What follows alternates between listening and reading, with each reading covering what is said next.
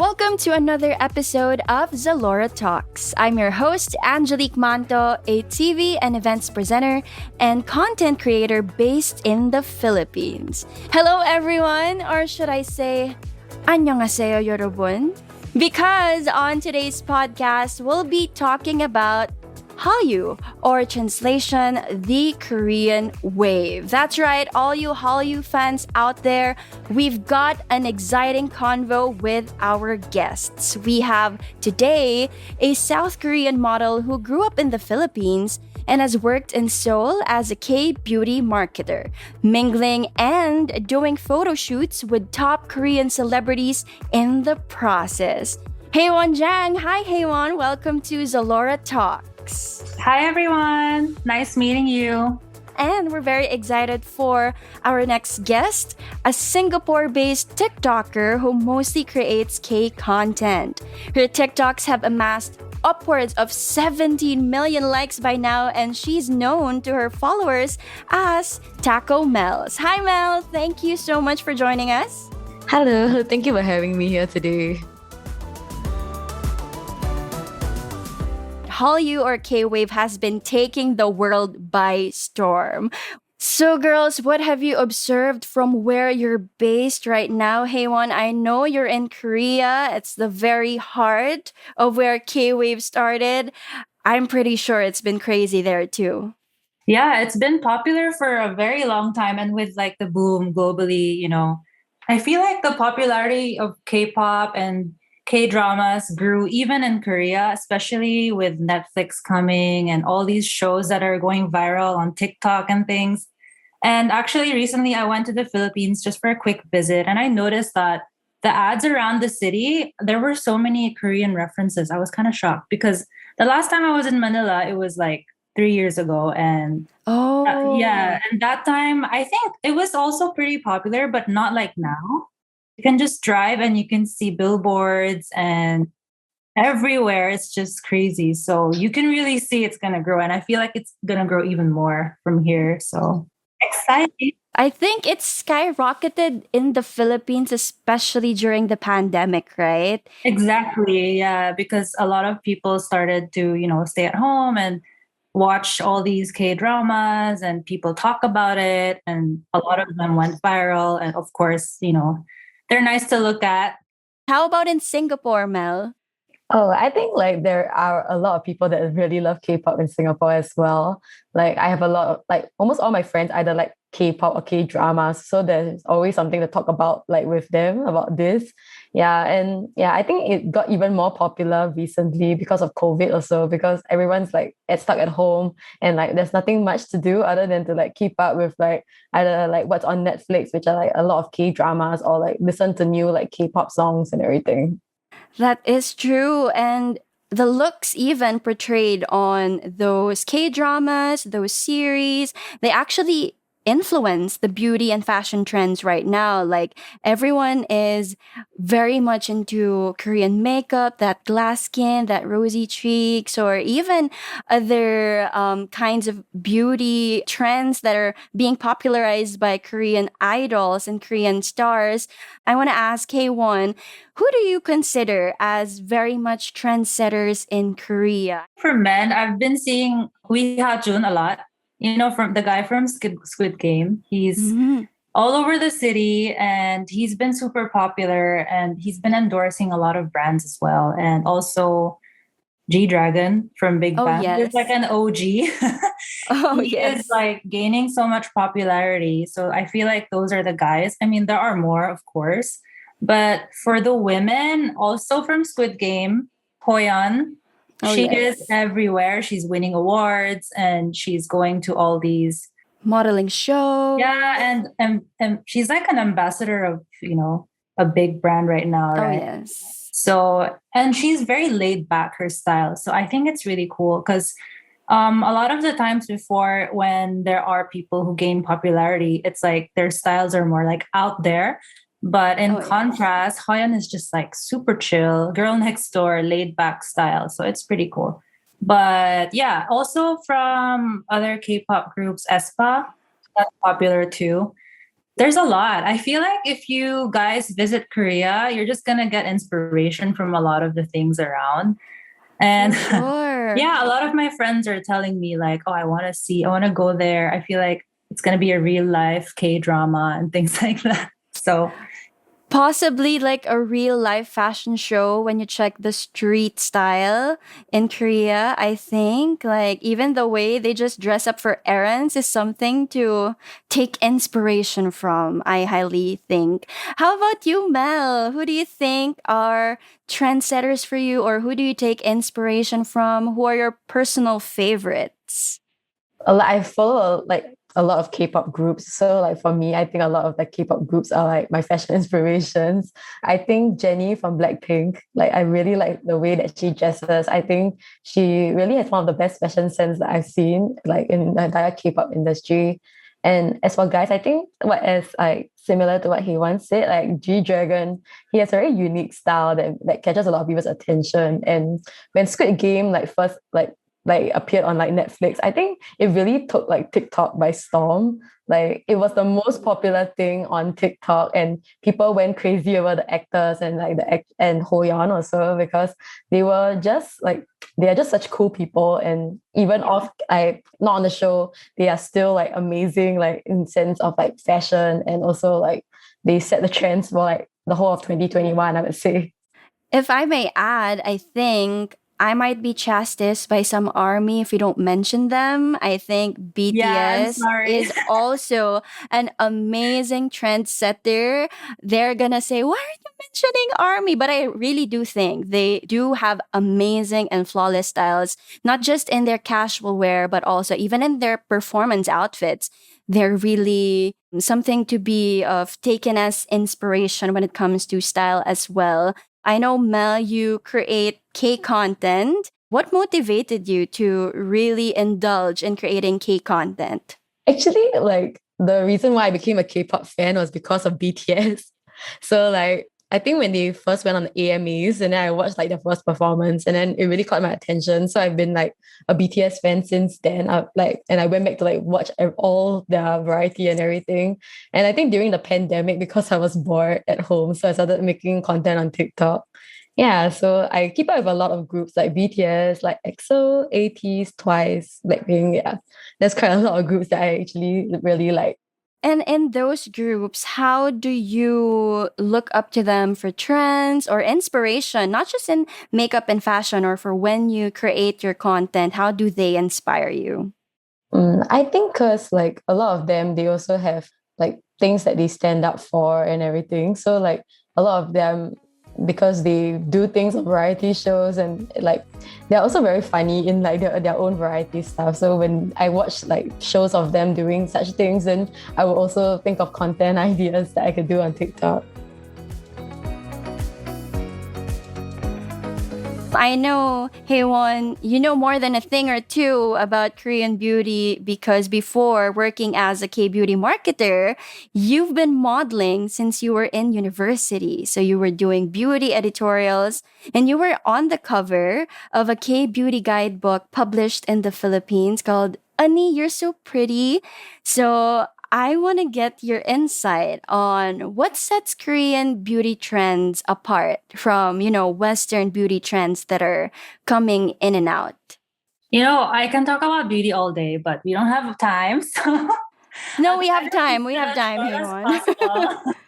But I think a lot of people know already that Korean beauty is about the skin. It's about emphasizing your skin and not covering it.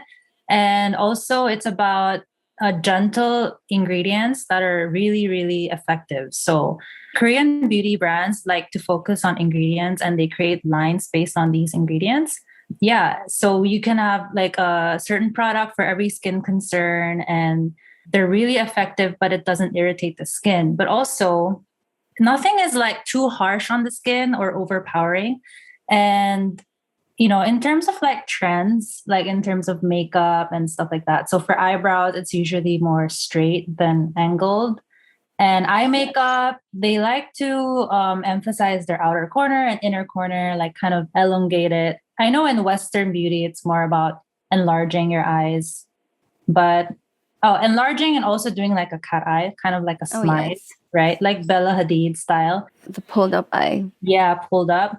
In Korea, it's about making it look bigger. So sometimes people actually put like shadows underneath, like darker Oh, right. shadows here on the under eye just to create depth to make their eyes look bigger and things like that.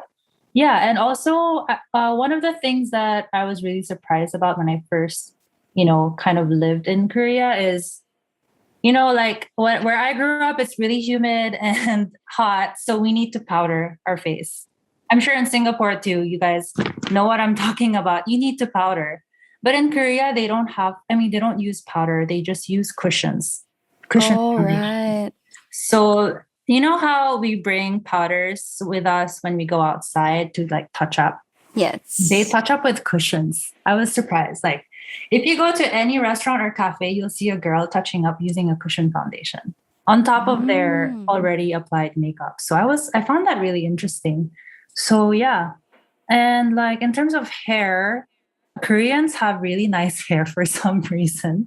That is They true. their style, like they usually get it permed, but they're very conscious about their hair.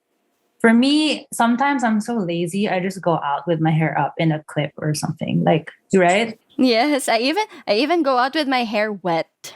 I feel like that's a That's a no-no for look. them. It's a look.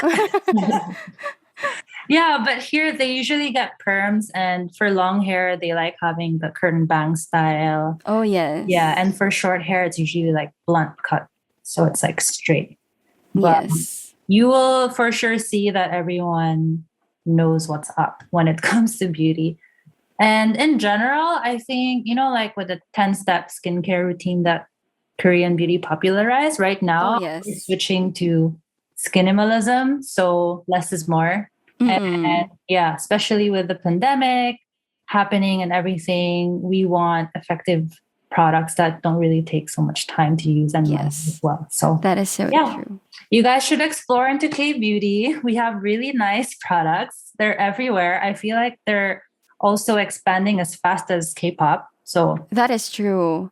I mean, I feel like most of our listeners have already a K beauty item in their makeup arsenal, if not two or more. For sure, they've already tried amazing brands. But I'm pretty interested with the cushion one because I think they use cushion because the weather there is so much more.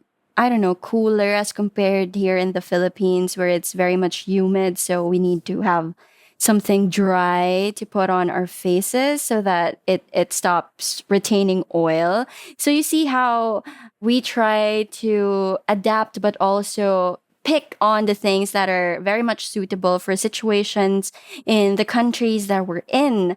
Mel, do you think these like trends, or I know you follow K-pop, but not all of the looks that they do for concerts or stage performances, like their hairstyles, can be wearable on the street. So I want to ask some tips from you. Like, how do you take these looks or just take inspiration from them and tweak them to actually make them your own and into your own look? You mean like their stage looks and everything? Like, I guess especially in Singapore, no one really would dress up like that level of like stage outfit kind of like look in Singapore. But Yes. I would say that most of like the people in Singapore could pull off like the airport look, when K-pop idols go to the airport, they are still Oh, wearing like, like light makeup, and also they're wearing comfortable clothes. They are still fashionable. And I think a lot of people in Singapore like to dress like that because it's suitable for the weather. And oh, also, yes. like, I think people in Singapore, they prefer more natural makeup look rather than those stage looks that you see in K-pop. So it's like, even though I do like K-pop, I wouldn't really recreate like the stage looks because I wouldn't know where to go with that, with like, by looking like that as well. Like, yeah, because those are for performances. So I think for an everyday look, it's like I usually take inspiration from what they wear either on variety shows or kind of like to go to the airport, because they are still dressing really fashionably, just not in that like, oh, I'm performing right now kind of way. What is it about Korean fashion that it is very much something of its own. Like it's something different from other cultures. Hey Won, what sets it apart? Even in Korean fashion, there's different kinds of trending looks. It's not all the same theme, but I would say that Korean trends are usually like unified. Everyone knows what the current thing is. For some reason, it's as if we have like a national notice board of what's going on and what's popular right now. So Yes. yeah, so right now, like Mel mentioned, it's actually about more comfortable looks, polo tops and wide leg pants, black, very relaxed but effortless, like super chic. Yes. They still look put together no matter what they wear. And it's nothing too loud. Usually they don't really like wearing super loud things like that are super colorful. And pastels are really big too right now. So like these things, you can kind of get the idea that everyone kind of has this unified idea of of the Korean trends. So that's what's cool. And even like for next time, the next phase, the next trend, people would still be aware of it because people somehow catch up really fast to what the trends are. Like everyone That's around. cool. Yeah, it's kind of cool because I feel like, I don't know, in the Philippines, in the States, or maybe in Singapore, everyone has more of an individual kind of style. Like it's all That's different. true. Like there are trends, but people don't have this unified look, right? You know what I mean? Yes. Yeah. But for Korean fashion, I feel like it's like that. So yeah, that's pretty cool. There's really not much skin bearing in terms of Korean fashion, would you say? Yeah, actually, that's another big thing. It's pretty conservative. So they make a way to stay trendy without revealing too much. So you wouldn't see a lot of people just wearing spaghetti tops or Mm. sleeveless shirts. One way they usually wear a spaghetti top is add a same color cardigan over it. So that's like the look. I Oh, think I'm that's sure you guys know that look, the cardigan, like the crop cardigan. luge, oversized, probably Yeah, knit same color. cardigan. Yeah. That's how they do it. Or they go with a dress and things like that. So as you can tell, it's very adaptable. It's very easy to wear for people. So I feel like K fashion, is that a term? Oh Probably. yes, gay fashion. K fashion is very easy to try. And it's not really about copying the whole look, right? You can take elements that you want and translate it to your own. And still that would still be like trying out Korean fashion. That applies to like beauty as well. So Why do you think it appeals so much to Southeast Asian fans? Or if I may say, I think it goes beyond Asians. Like it appeals to everybody. Why do you think this is so, Mel? I think because like personally, I think because for me, I look up a lot to like K-pop idols, right? Because I think they really look good and they pull off like those looks very well. So I think because like as a fan, you also want to try to look good by like following what they're doing. So that's why if they are kind of like the ambassadors for a product, like a skincare product or a makeup brand, you will definitely try out the products because you want to either support them or like kind of like emulate the look that they're going for as well. Yeah, like I think when BTS came out with BT21, like I really tried the products as well. Like Yeah, because like I just not because like I think because like partly it's because like the packaging is really cute and I just wanted really to cute. support BTS. So like I think that's the main reason like why a lot of like K-pop fans would like want to try out different makeup looks because their favorite idols are doing it. So it's like, oh, because it works so well for them. So they want to recreate it and see how it looks like on themselves as well.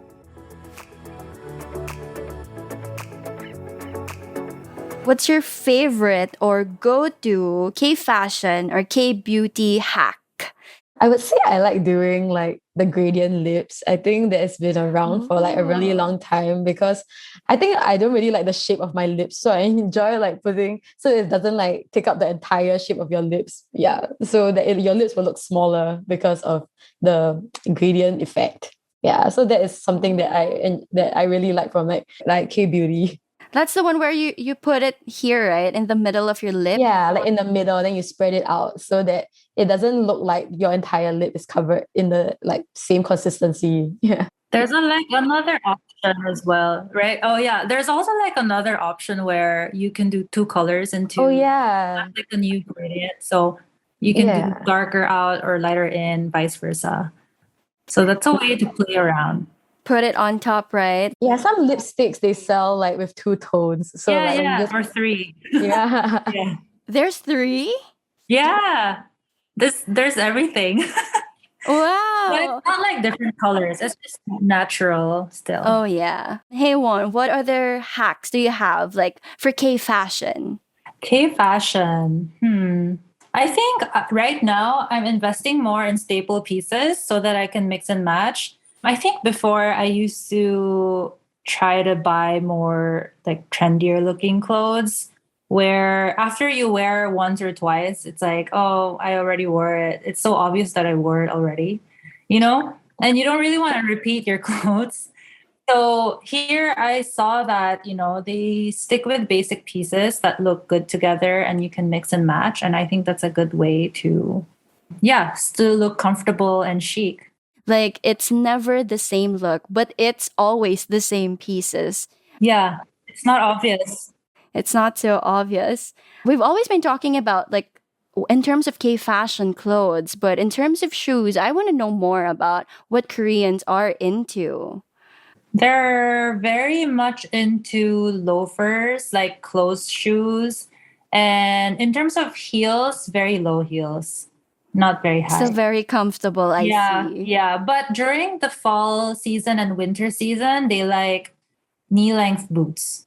Yeah. Ooh. So knee length boots that are heeled or more combat style looking. So it looks really cool. I like the combat style one personally. Yes. It's like edgier. Oh, they're That's the also start of very your big on bags. Very, very big on bags. I only know like the whenever like a K-pop idol carries a branded item and a branded bag, it's sold out the next day. So like that's why a lot of like K-pop idols are now like, brand ambassadors for specific brands. Like how Won is kind of like the ambassador for Miu Miu, and then like for Jennie, she's like the ambassador for Chanel because like whenever people see them carrying it, then it makes them want to buy it as well. They're very big on branded bags. Like in the subway, you're gonna see people bringing YSL bags, Chanel bags, Louis Vuitton bags. Yeah, they're very big. If it's not branded, it's usually like it doesn't really have a label, but the shape is kind of similar to what a luxury brand would put out. Mm. Yes. Yeah, like that. Or they also go with local brands, Korean brands, like bucket bags. I like bucket bags or like rectangular bags.